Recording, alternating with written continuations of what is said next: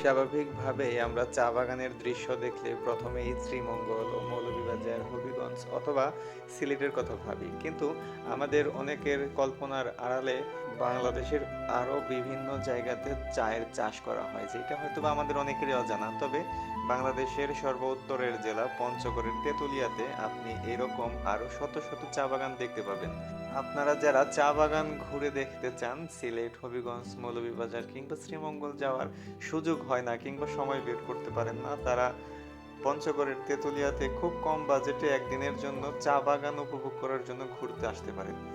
এখানকার সুন্দর যে চা বাগানগুলো রয়েছে আপনাদেরকে অবশ্যই মুগ্ধ করবে।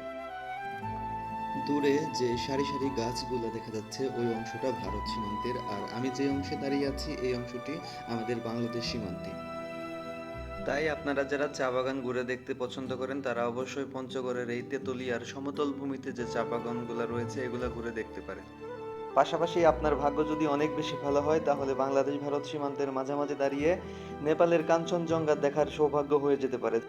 এর ফলে আপনার ভ্রমণের আনন্দ আরো বেশ কয়েক গুণ বেড়ে যাবে।